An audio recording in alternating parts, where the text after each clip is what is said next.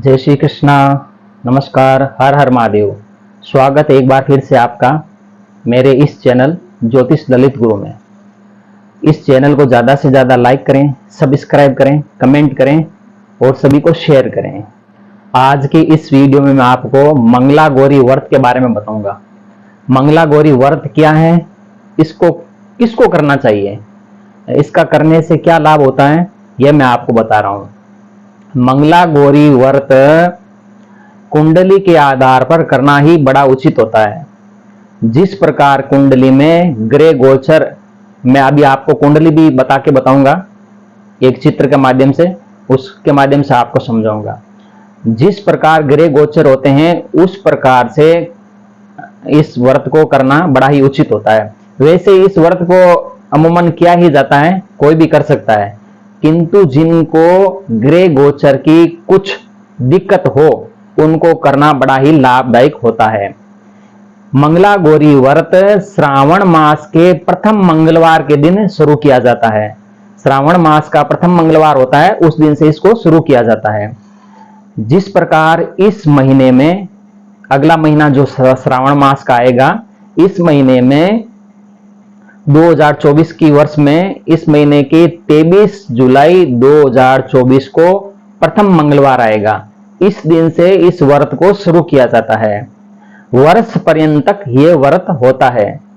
वर्ष पर्यंत इस व्रत को किया जाता है, बाद में इसका विधिवत उद्यापन किया जाता है। तो मैं पहले आपको इस चित्र के माध्यम से समझाता हूं, ठीक है ना। पहले इस कुंडली को देखिए, यह वृश्चिक लगन की कुंडली है। 8 नंबर यह लगन होता है, इस लगन में 8 नंबर लिखा है। यह वृश्चिक लगन की कुंडली है। 8, 9, 10, 11, 12, 1, 2, 3, 4, 5, 6, 7 ये तो हो गए कर्मश भाव। अब यहां से लगन होता है, इसको लगन बोलते हैं। प्रथम, द्वितीय, तृतीय, चतुर्थ, पंचम, षष्टम, अष्टम, सप्तम, अष्टम, ये 8वां भाव। 8वां भाव, इस 8वें भाव में जैसे ये 8वां लगन है, वृश्चिक लगन की कुंडली है, ये 8वां भाव है। 8वें भाव में मिथुन राशि है। 8वें भाव में मिथुन राशि है, ध्यान से समझिए। 8वें भाव में मिथुन राशि है। यहां पर मंगल, गुरु और राहु, इन तीनों की युक्ति अगर हो जाती है, ये आयु भाव होता है, आयु भाव का स्थान है। यहां पे ये जीवन साथी का भाव है, पति और पत्नी का भाव। अगर किसी की कुंडली, जातक की कुंडली ये होती है, ध्यान से देखना, ये कुंडली हो जाती है, तो इसका केवल और केवल उपाय मंगला गौरी व्रत ही है। इस परिस्थिति में क्या होता है, जातक का वैवाहिक सुख वंचित हो जाता है, वैवाहिक सुख से वंचित हो जाता है। जिस प्रकार से ये मांगलिक कुंडली भी हो जाती है 8वें भाव से, इससे आयु भी क्षीण हो जाती है। जातक की आयु क्षीण हो जाती है, आयु कम हो जाती है, अल्प आयु का हो जाता है और शिक्षा से वंचित हो जाता है। गुरु पीड़ित होने से शिक्षा से वंचित हो जाता है। राहु पीड़ित होने से आयु से वंचित होता है, साथ ही साथ धन भाव से भी वंचित हो जाता है। कुल मिलाकर उसका जीवन दुखदायी हो जाता है। विशेषकर दाम्पत्य सुख वो प्राप्त नहीं हो पाता है। इसका उपाय केवल और केवल मंगला गौरी व्रत है।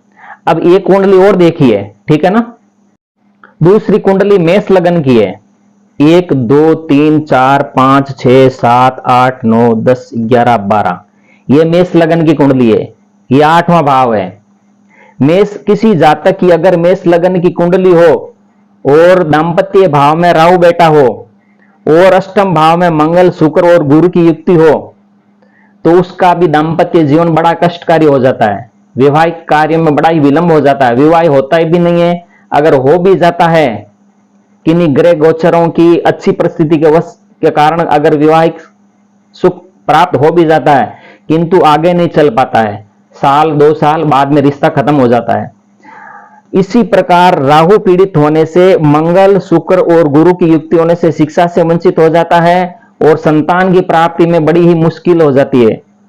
संतान की प्राप्ति होना बड़ा ही मुश्किल हो जाता है। इस प्रकार ये मंगल, शुक्र और गुरु की युक्ति, यहां पर राहु की युक्ति, इस प्रकार की अगर कुंडली किसी बंधु की हो तो उनका एक ही उपाय है मंगला गौरी का व्रत। इस व्रत के प्रभाव से ही इनको शांत किया जा सकता है और सुखी जीवन प्राप्त किया जा सकता है। ठीक है ना। मंगला गौरी व्रत में किसकी पूजा की जाती है? देवी पार्वती की पूजा की जाती है, जो गौरी रूप में होती है। वही दाम्पत्य सुख देने वाली होती है, वही पुत्र पौत्र परपौत्र आदि का सुख देने वाली होती है, अर्थात वंश की वृद्धि करने वाली देवी वही होती है। इसको अच्छी प्रकार से पूजन करके ये समस्त सुख प्राप्त किया जा सकता है। मंगला गौरी व्रत श्रावण के प्रथम मंगलवार से लेकर के अगले श्रावण के प्रथम मंगलवार तक इसको किया जाता है, वर्ष पर्यंत तक।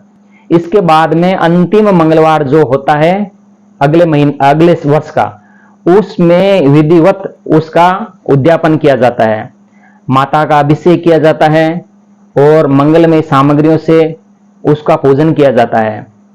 विधिवत इस प्रकार व्रत को करने से निश्चित ही समस्त सुखों की प्राप्ति होती है। जय श्री कृष्ण, हर हर महादेव, जय जगदम्बे।